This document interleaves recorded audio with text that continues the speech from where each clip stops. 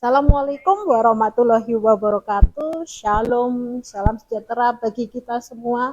Om Swastiastu, Namo Buddhaya, salam kebajikan rahayu. Perkenalkan, nama saya Dr. Tri Lestari MPD, dosen tetap program studi pendidikan fisika, Universitas Katolik Widya Mandala, Surabaya. Pada kesempatan ini, saya ingin menyampaikan mata kuliah yang saya ampu, yaitu mata kuliah pengantar pendidikan. Mata kuliah ini ditujukan kepada mahasiswa program studi pendidikan fisika semester 2 dengan kode mata kuliah EDU 102 berbobot 2 SKS yang diselenggarakan dalam 16 kali pertemuan tatap muka dengan rincian 14 kali pertemuan materi dan 2 kali pertemuan UTS dan UAS.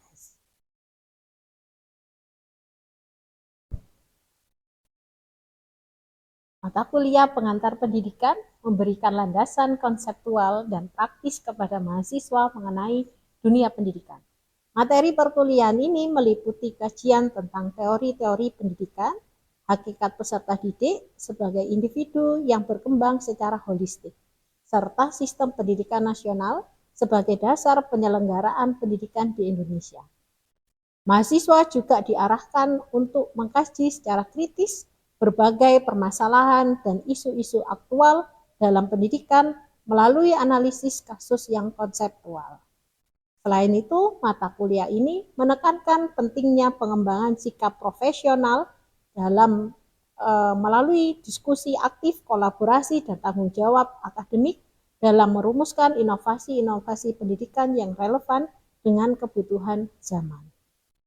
Adapun capaian pembelajaran lulusan program studi pada mata kuliah ini yaitu CPL 3 yang tertuang dalam RPS dan telah divalidasi oleh Ketua Program Studi dan Gugus Jaminan Mutu Program Studi. Capaian pembelajaran mata kuliah yang diharapkan antara lain CPMK 1, CPMK 2, CPMK 3, CPMK 4, dan CPMK 5. Dalam penyelenggaraan mata kuliah ini, saya menerapkan 3 komponen utama pembelajaran, yaitu delivery, interaction, dan assessment, atau disebut sebagai DIA.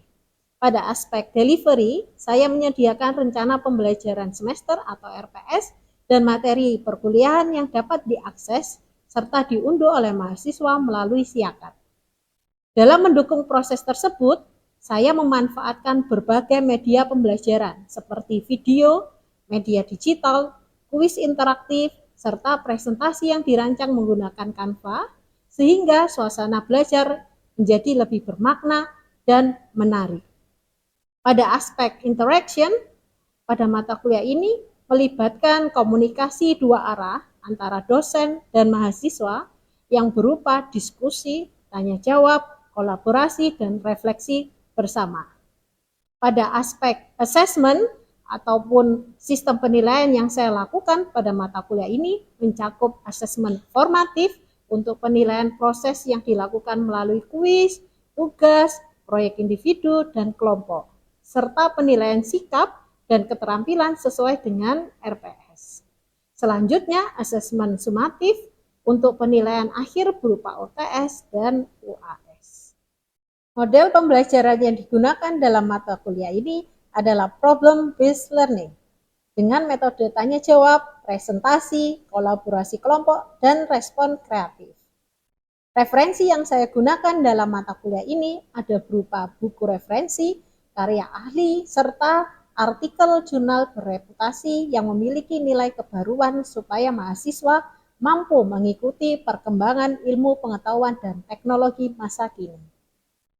Berikut adalah video proses pembelajaran pada mata kuliah pengantar pendidikan dengan materi pada pertemuan ke-10 yaitu pendidikan multicultural. Selamat menyaksikan. Assalamualaikum.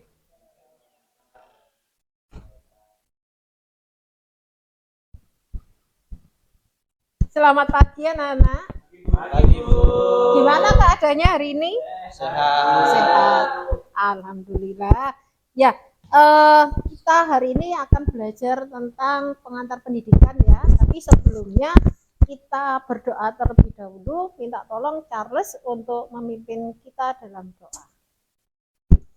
Sebelum teman-teman dan ibu dosen, sebelum kita mulai kegiatan kita pada pagi hari ini, mari kita menyiapkan hati untuk berdoa. Doa akan saya pimpin secara iman Katolik. Bagi teman-teman yang beragama lain dapat menyesuaikan. Dalam nama Bapa, Putra dan Roh Kudus. Amin. Dalam nama Bapa, Putra dan Roh Kudus. Terima kasih Charles. Ya. Ada yang tidak masuk hari ini? Sudah lengkap semua? Ada Tommy? Ada Faisal? Hadir ya. Kemudian Maria hadir. Angel? Caroline? Endra? Sudah datang semua ya. Alhamdulillah kita hadir dan kita bertemu di sini untuk melakukan pembelajaran atau mata kuliah pengantar pendidikan. Ya, hari ini kita akan membahas tentang pendidikan multicultural di pertemuan 10 ini. Nah, sebelum kita membahas tentang pendidikan multicultural, nah kita harus ingat nih, minggu kemarin membahas tentang apa? Kita mereview materi sebelumnya. Apa? Siapa yang mau jawab? Minggu kemarin kita membahas tentang apa? Carlos? Profesionalisme guru, Bu. Profesionalisme guru.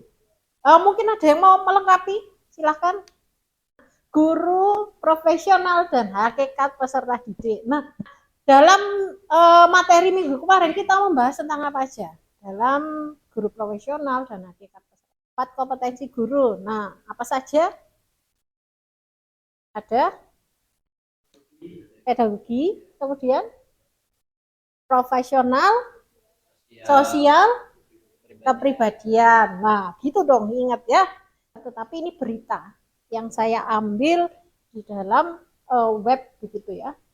Nah, ini gambarnya seperti ini, kemudian judulnya terjadi di salah satu SD daerah berinisial K di Kabupaten Madiun. Nah, beberapa hari lalu, ini ada akunnya @medion, mendapat curhatan dari salah satu follower yang mengaku bahwa adiknya yang masih SD menjadi korban bullying di sekolah. Mawar atau bukan nama sebenarnya dibully oleh teman-temannya di sekolahnya yang berada di daerah K di Kabupaten Madiun. Dia dibully hanya karena masalah perbedaan agama. Diketahui bahwa Mawar beragama Kristen sementara teman-temannya beragama Islam. Nah, ini ada beberapa pertanyaan yang saya ajukan kepada kalian. Nanti kita diskusi begitu ya. Menurut Anda, mengapa kasus seperti ini dapat terjadi di lingkungan sekolah? Karena perbedaan agama.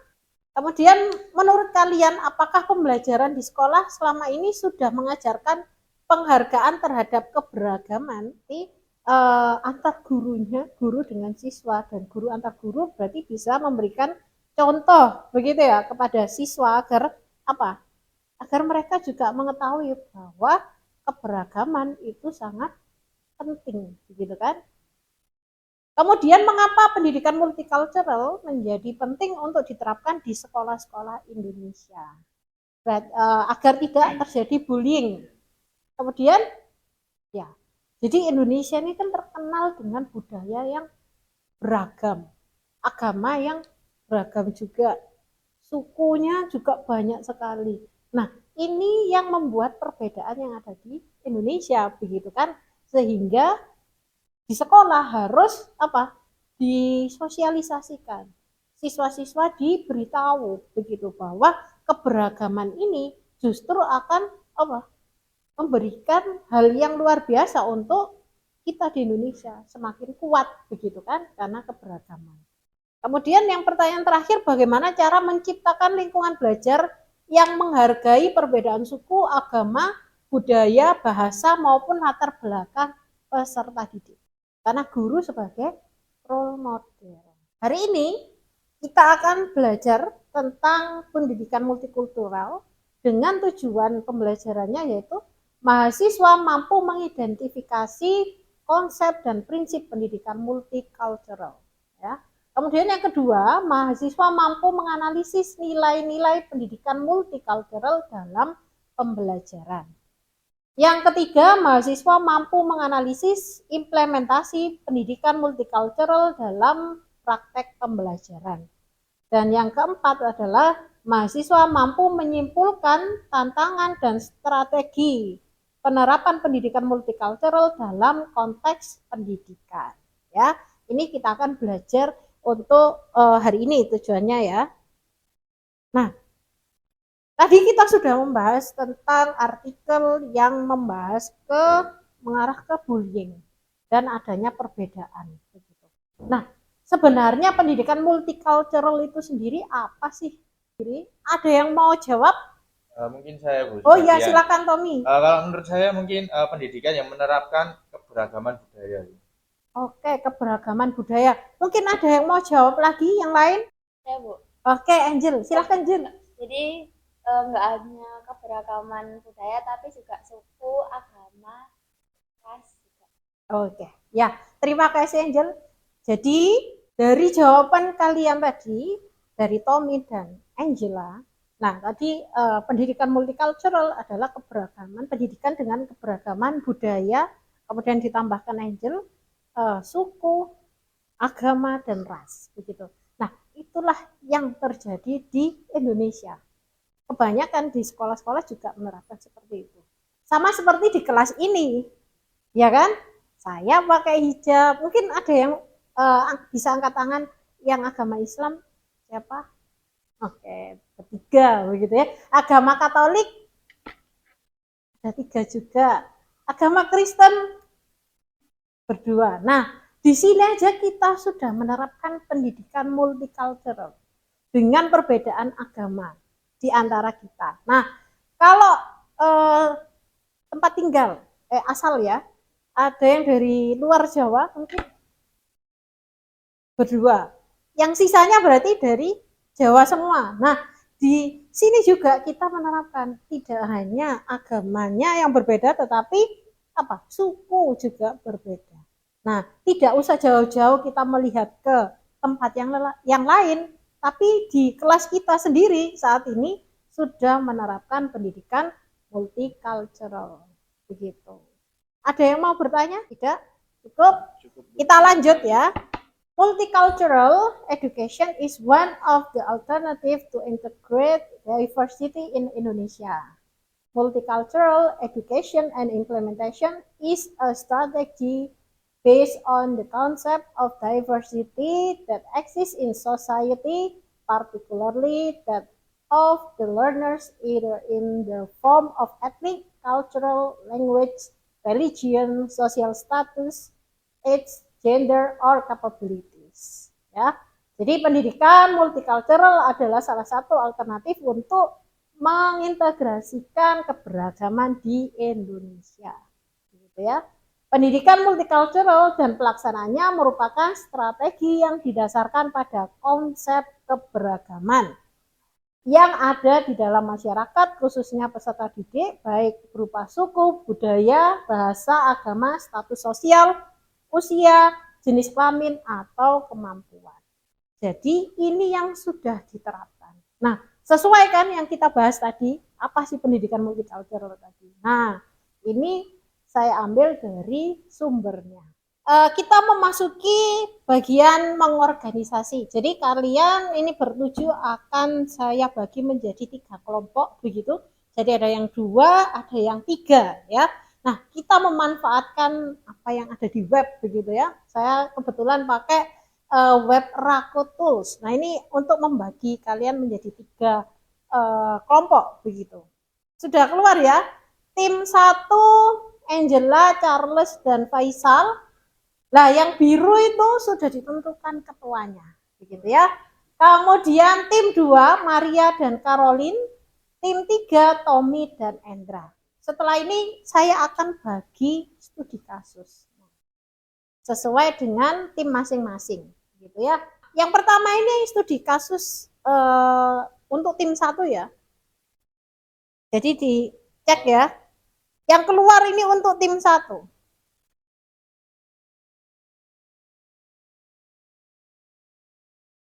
Tim 1 dapat studi kasus 2. Ya, dicatat dulu. Kemudian berikutnya untuk tim 2 dapat studi kasus berapa? Tuh, studi kasus 3. Berarti untuk tim 3 dapat studi kasus 1. Sudah diingat ya? Ingat. Oke, sekarang kalian bisa mengelompok dengan kelompoknya masing-masing dan mejanya bisa diatur sendiri ya. Silakan kalian mengatur tempat duduk sesuai dengan kelompok masing-masing.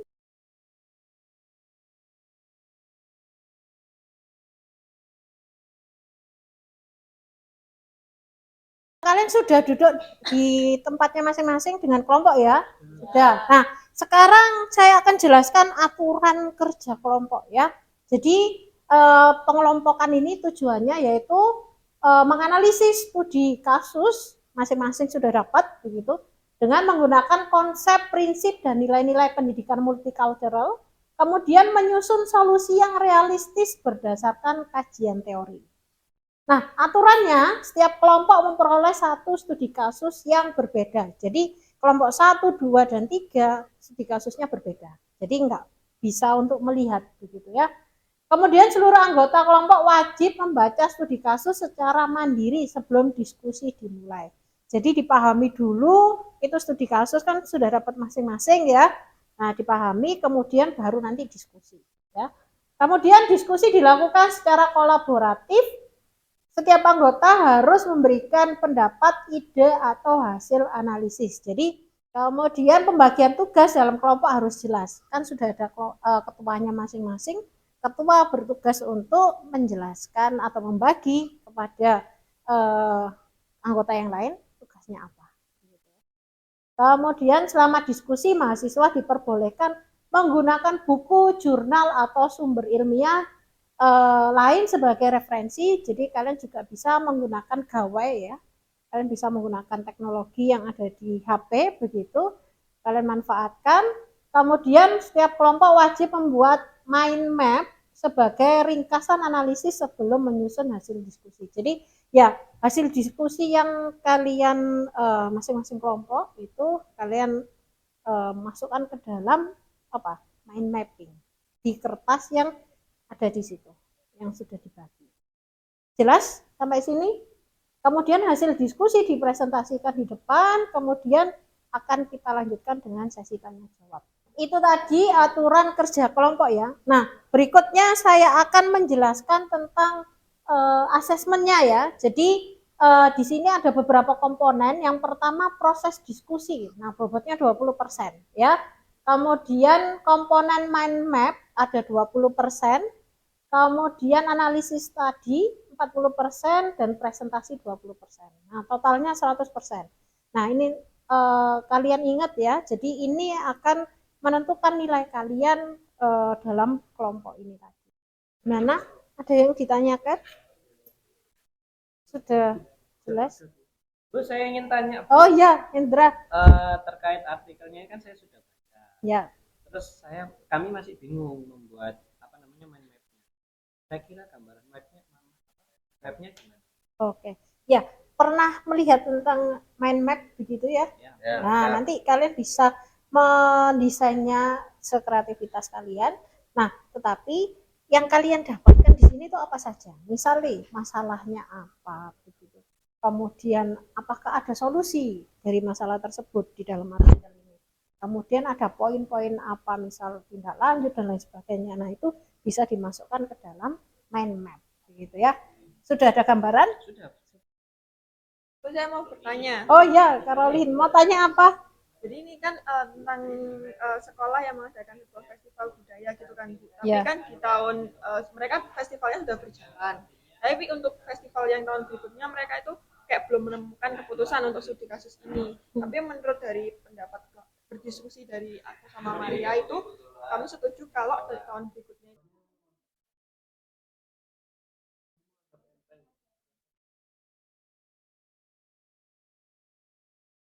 Kurang 5 menit lagi ya.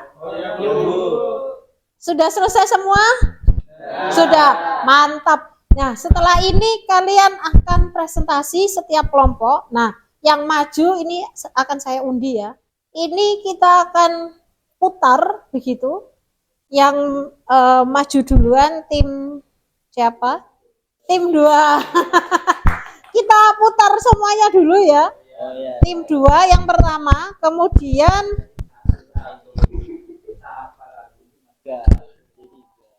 tim 1. Jadi yang maju dulu tim 2, kemudian tim 1 dan tim 3. Gitu ya. Jadi kami dari kelompok 2 mau mempresentasikan tentang mind map yang kami buat, yaitu tentang festival budaya justru memperkuat sekat. Jadi untuk masalahnya kami mengambil dari guru tidak memberikan solusi bagi siswa yang berasal dari keluarga campuran. Lalu yang kedua, siswa tidak memiliki kebebasan untuk memilih daerah yang diminati dan siswa tidak bisa berinteraksi dengan temannya yang memiliki latar budaya yang berbeda. Tepuk tangan untuk kelompok 2. Ada yang ditanyakan? Sudah jelas ya? Silakan duduk, lanjut untuk tim berikutnya. Silakan maju. Selamat pagi Putari dan teman-teman. Ini kami dari kelompok 2 akan mempresentasikan tentang studi kasus 2 tentang perbedaan logat bahasa. Terima kasih, tepuk tangan. Ada yang ditanyakan? Jelas? Oke, terima kasih. Lanjut ke kelompok berikutnya yang terakhir. Halo semuanya, kami dari kelompok 3. Kami akan menjelaskan dulu ceritanya secara singkat. Jadi Daniel ini adalah siswa pindahan dari NTT.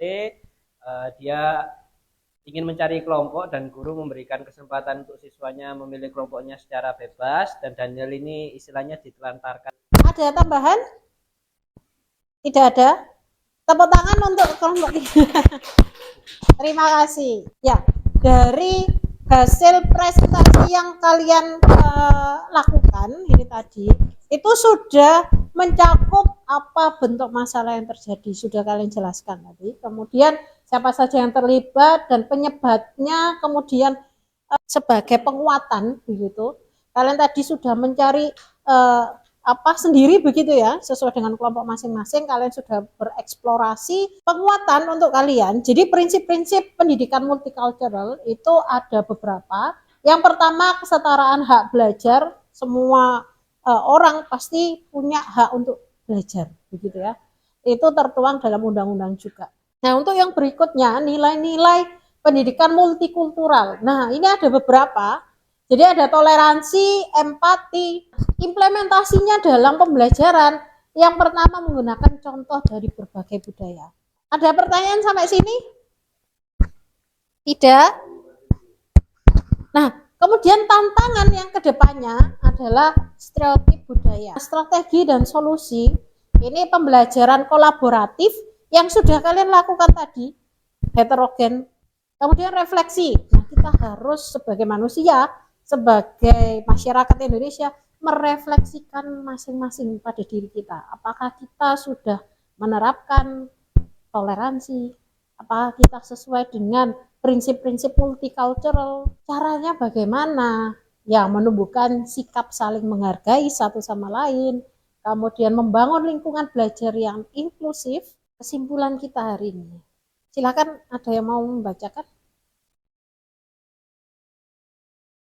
Caroline, silakan. Jadi itu tadi yang sudah kita pelajari tentang studi kasus yang kalian baca tadi, kemudian dijadikan mind mapping yang masing-masing sudah membuat mind mapping yang luar biasa. Nah, itu semua akan kita renungkan begitu masing-masing untuk kita bisa terapkan ke depannya. Begitu. Tidak hanya di dunia pendidikan, kalian nanti akan menjadi calon guru ya. Ini sekarang calon guru. Nanti ketika menjadi guru ini perlu diterapkan untuk siswa-siswa yang ada di kelas kalian. Refleksi kita hari ini, pengetahuan baru apa yang kalian peroleh? Mungkin ada yang bisa menjawab. Nilai apa yang paling penting? Ya, Caroline tadi. toleransi, saling menghargai satu sama lain. Kemudian apa? Solidaritas, pasti itu ya. Kemudian bagaimana penerapannya saat menjadi guru nanti? Memberikan contoh ke siswa karena guru adalah role model. Kan? Kemudian tantangan apa yang mungkin dihadapi ke depannya? Kemudian teknologi juga apakah menjadi faktor juga, media sosial. Nah, itu jangan lupa. Karena dari media sosial itu juga itu bisa jadi yang menyebabkan adanya diskriminasi. Kemudian strategi apa yang dapat dilakukan?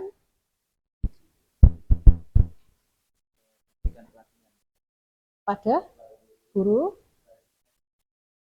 sosialisasi gitu.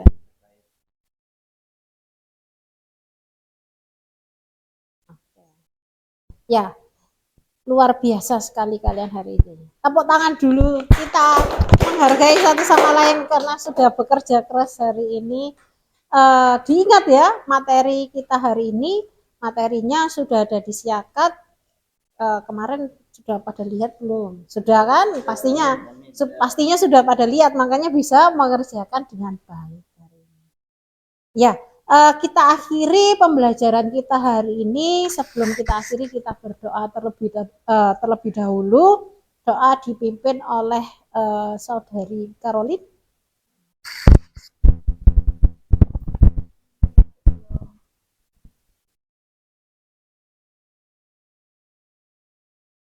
Pagi hari ini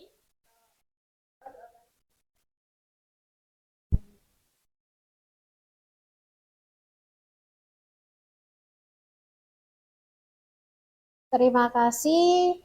Hati-hati di jalan atau kalian nanti ada aktivitas yang lain. Terima kasih, kita akhiri hari ini.